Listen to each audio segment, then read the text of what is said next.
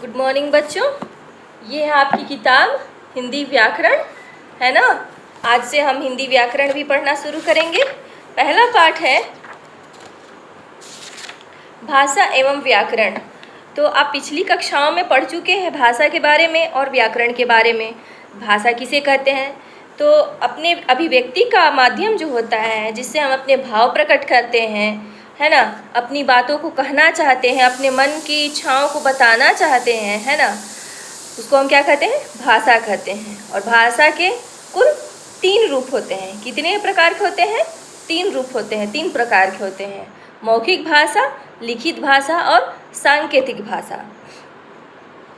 और जो हम अपने मुख के द्वारा बोलकर प्रकट करते हैं उसे हम क्या कहते हैं?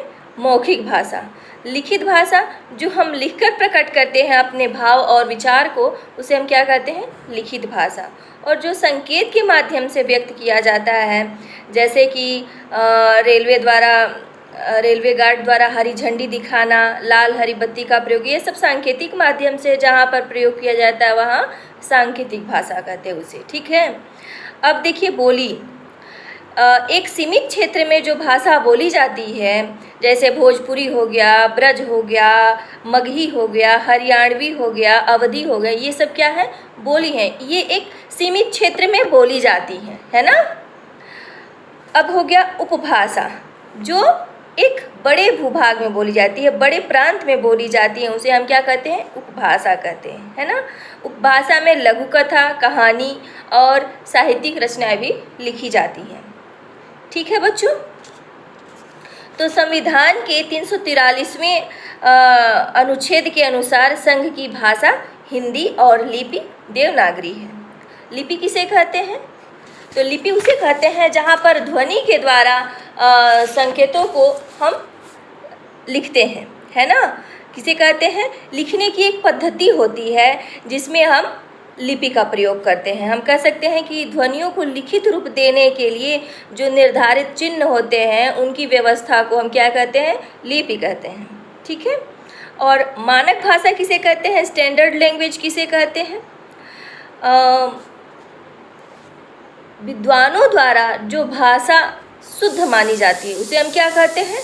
मानक भाषा कहते हैं। जैसे द ध लिखा और द के नीचे ध लग गया, है ना, अंत, फिर आधा न त, ये अशुद्ध है, अमानक माना गया है। और शुद्ध किसे माने गया है? अ के ऊपर अंग की मात्रा, फिर त, अंत। ठीक है। प्रमुख विदेशी भाषाएं एवं उनकी लिपियां भी हम लोग जान लेते हैं। चीन की भाषा क्या है? मंदारिन है और इसकी लिपि क्या है? चीनी। यूके की भाषा क्या है? अंग्रेजी है और उसकी लिपि क्या है? अंग्रेजी की लिपि क्या है बच्चों? रोमन लिपि है। ऑस्ट्रेलिया की भाषा क्या है? अंग्रेजी है और उसकी लिपि क्या है? रोमन है। जर्मनी की भाषा क्या है? जर्मन है और उसकी लिपि क्या है? रोमन है। फ्रांस की भाषा क्या है? फ्रांसीसी है और उसकी लिपि है रोमन। सऊदी अरब की भाषा क्या है? अरबी भाषा है और लिपि भी अरबी ही है। ईरान की भाषा क्या है? फारसी और लिपि है फारसी। ठीक। अब देखिए प्रादेशिक भाषाएं एवं उनकी लिपियां हैं। असम की भाषा असमिया है और लिपि है असमी। आंध्र प्रदेश की भाषा है तेलुगु और लिपि भी है तेलुगु। उड़ीसा की भाषा है उड़िया और लिपि भी है उड़िया। केरल की भाषा है मलयालम और लिपि भी क्या है? मलयालम है। पंजाब की भाषा क्या है? पंजाबी और लिपि क्या है? गुरमुखी। तमिलनाडु की भाषा क्या है? तमिल और वहाँ की लिपि भी है तमिल ही। कर्नाटक की भाषा क्या है? कन्नड़ और लिपि भी है कन्नड़। बंगाल की भाषा क्या है? बंगला और लिपि भी है बांग्ला। ठीक है। व्याकरण के बारे में जहाँ तक हम लोग पढ़े थे बच्चों की जो भाषा शुद्ध रूप से बोलने, लिखने, पढ़ने और समझने के नियम को बताता है उसे हम क्या कहते हैं? व्याकरण कहते हैं। और यह मानक और व्यवस्थित क्रम को, जो भाषा में मानक होते हैं और व्यवस्थित क्रम होता है, उसके जो नियम होते हैं उसको हम प्रयोग में ला करके भाषा को क्या करते हैं? शुद्ध एवं प्रभावशाली बनाते हैं। ठीक है।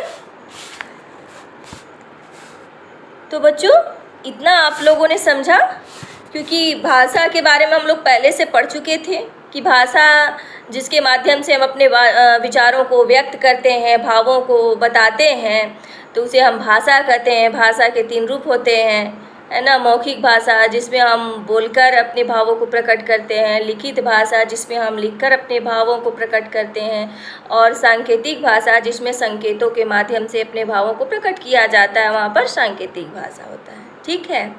उसी तरह से लिपि भी मानक भाषा, जो विद्वानों द्वारा शब्दों को, भाषा को शुद्ध माना गया, वह एक मानक भाषा उसे कहते हैं। लिपि जिसमें लिखने की पद्धति है ना, लिखने की जो सही पद्धति है, और ध्वनियों को जो लिखित रूप देने के लिए निर्धारित किए गए चिन्हों की जो व्यवस्था है, उसे हम क्या कहते हैं, लिपि कहते हैं। तो मैं जहाँ तक समझ रही हूँ आप लोगों को कुछ न कुछ तो समझ में आया होगा। बाकी अन्य जो है व्याकरण के भाग, वर्ण विचार, शब्द विचार, रूप विचार और वाक्य विचार, ये हम अगली कक्षा में जानेंगे।